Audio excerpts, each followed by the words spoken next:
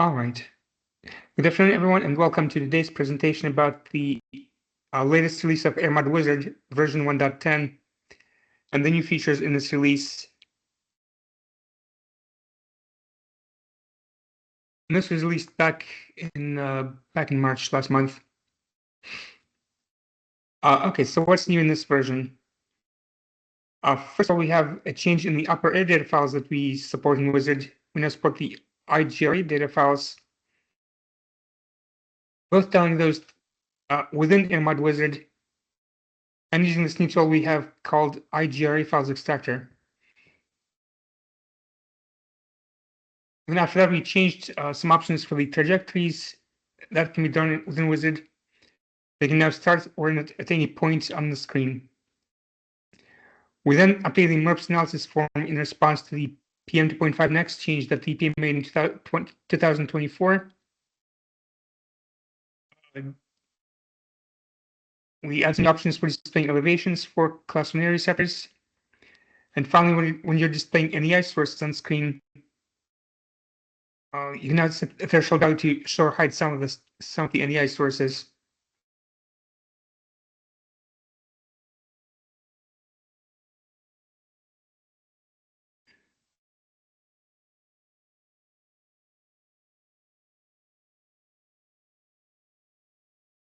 All right, so now with that said, let's go ahead and go over the items one by one.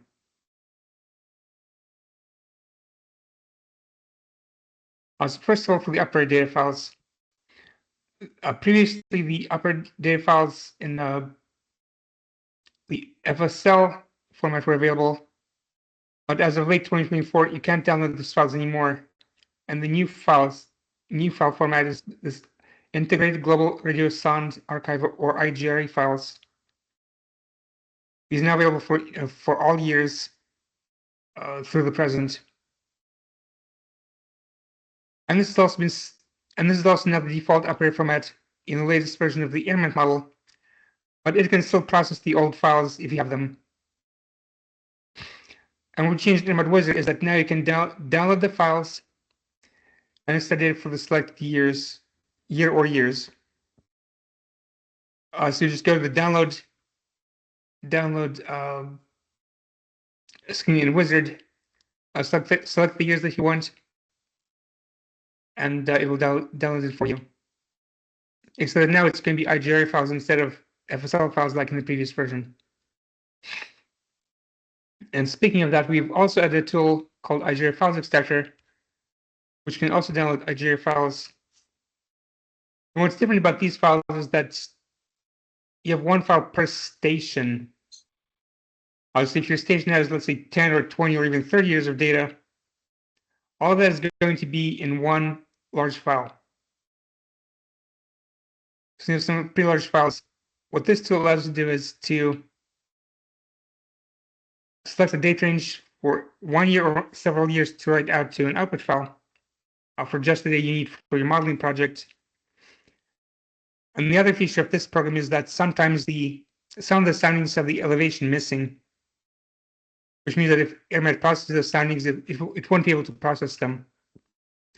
So this tool, the IGRE Files Extractor, can also fill in missing elevations if there are any in the data. You can enter it in the station's elevation and have replaced wherever it's missing.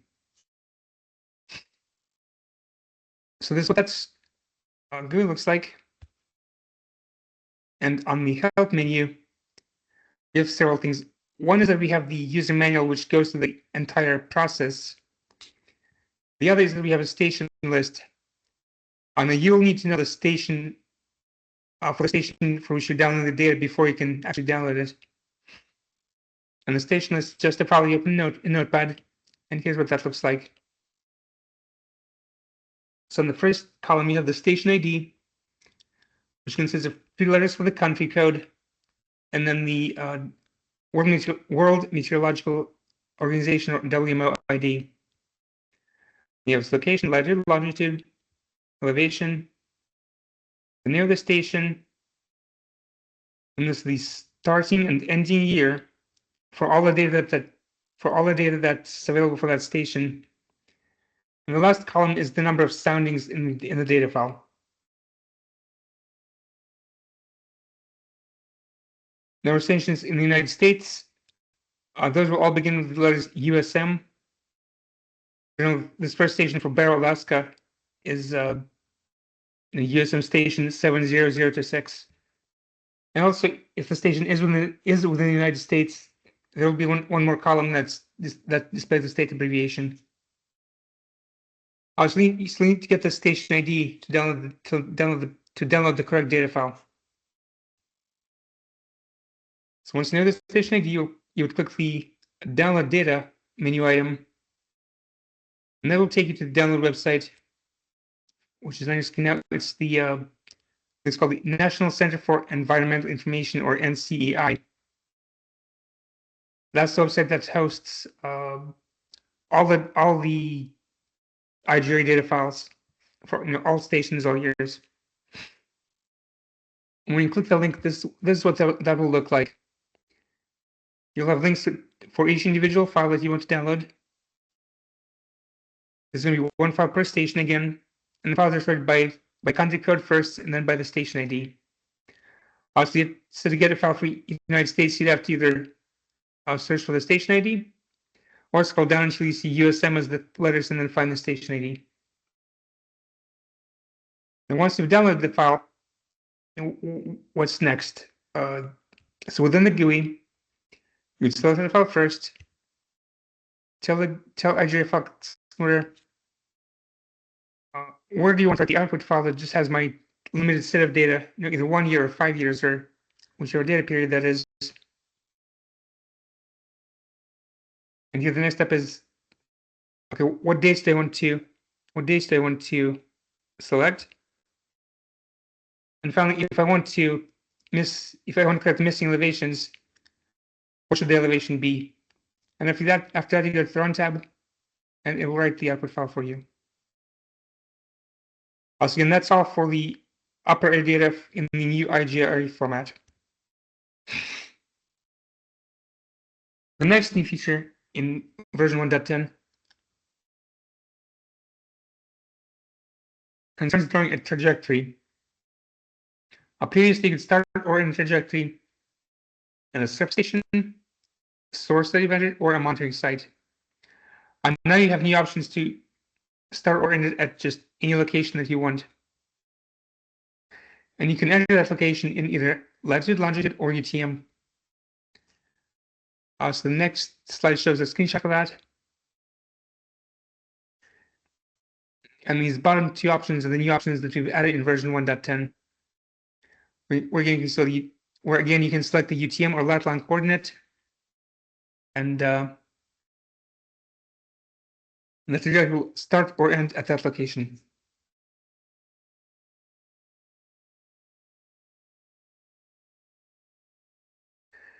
The next change concerns the National Air Quality Standard for PM 2.5. So in 2024, the EPA revised the annual NACs and revised it downward from 12 micrograms to 9 micrograms per cubic meter. In addition to that, it revised the cell down to 0.13 micrograms per cubic meter. The previous standard was set in 2020, by the way. So now the new values are 9 and 0.13 micrograms per cubic meter. Last year, the EPA announced that they would consider these revisions, and they would set them back to the previous values.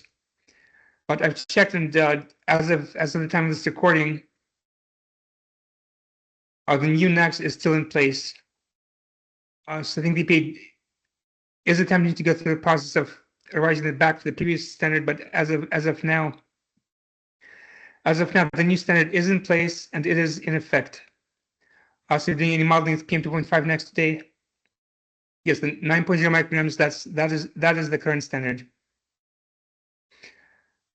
So what we've done in Wizard is we've done the forms of concern, MURPS analysis, and where this NACs has an effect.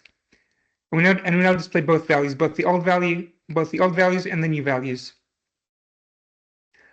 And Depending on what happens with the standard, you can either use a new value, or if it's rolled back to the previous value, you can use that one. And in addition, we have a tutorial within AERMOD Wizard that deals with this topic. It's called the merge analysis tutorial, which you can access from the help menu. And we provide that tutorial as well to adjust it to include examples with the Unix in it.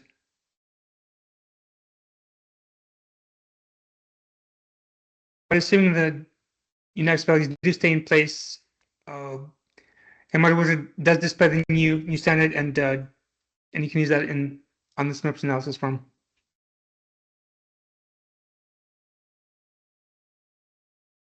The next change concerns the class 1 area receptors. So when you display class 1 areas within Wizard, you have the option to show or hide the class 1 area receptors. Previously, only show or hide the receptors. Now you have more options for how you display the receptors. You can display them without elevations, as you did previously, with elevations in meters, and with elevations in feet.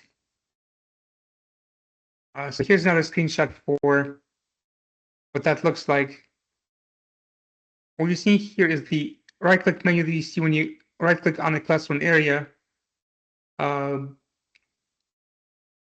if you click on the receptors, you have all the options. You hide the receptors, or you can show them without elevations. And when the receptors are displayed, there's now a new option to copy them to the clipboard, and possibly export them to Excel or somewhere else. And if you see this screenshot as well, the numbers above this menu are actually the receptors at a class 1 area. And this receptor above the menu has the elevation of 1249 meters, which is displayed.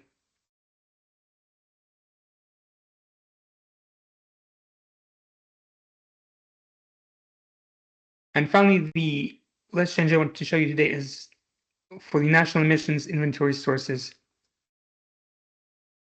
There are many such sources, and they each have an emission rate that's displayed on the screen. You now have the option to hide some of the NEI sources if that emission rate is below a certain threshold that you can set. And you set this threshold separately for each pollutant. So for example, if you have SO2 displayed on the screen, you can set one threshold, PM2.5 and a different one, and so on. And you got the options form and go to the new NEI sources tab to set those values. And this screenshot displays that new option.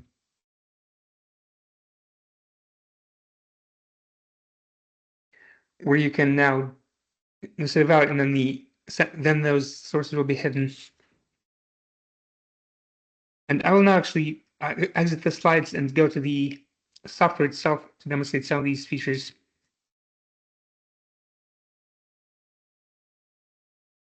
So here we have AERMOD Wizard, as you see. And let's start with just the trajectory. So I have some service stations. I have my source. And I just want to start my trajectory. Let's see right here a little bit east of the source. So just right click the mouse, so trajectory and setup. And here's my service station. And so I'm going to forward trajectory. So I'm going to say yes. Let's start this location. And then for my dates, I want to start, let's say February 1st, hours 1 through 10.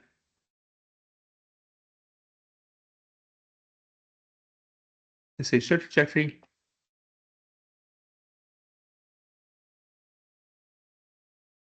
And I'll draw that on the screen. And as you can see, the trajectory started at my selected location. And then that's where the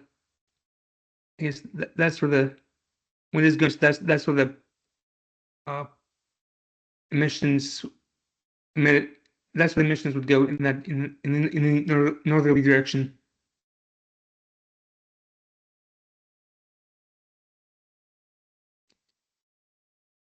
Now, if I want to display national emissions inventory sources,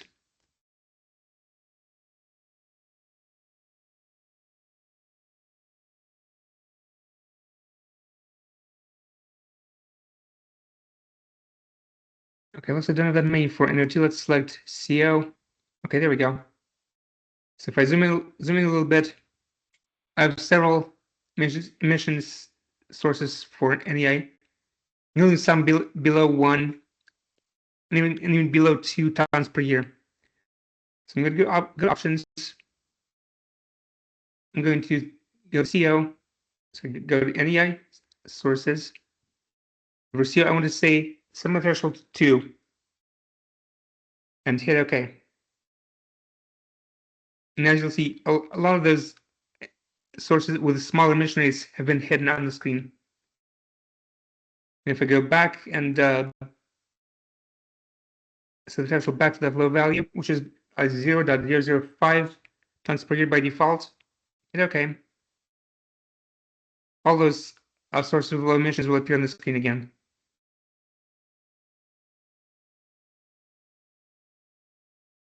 Okay.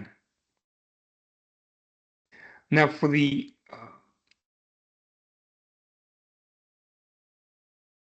metadata download.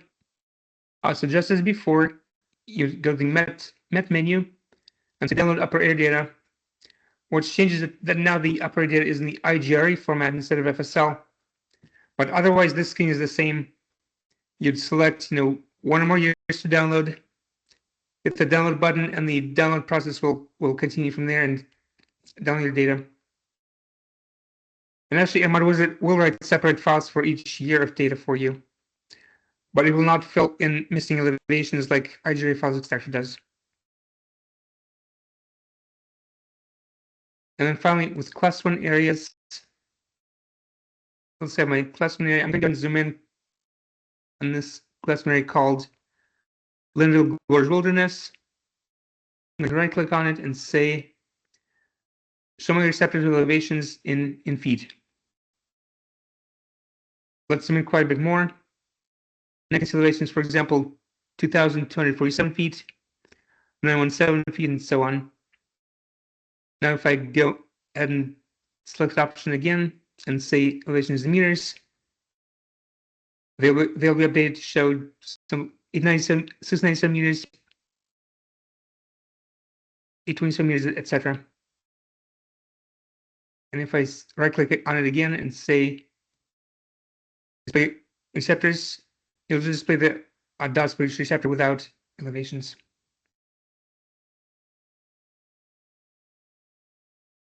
So those are the new features in Wizard. Now I'm going to go ahead and stop recording, and we'll go ahead and take questions from the audience.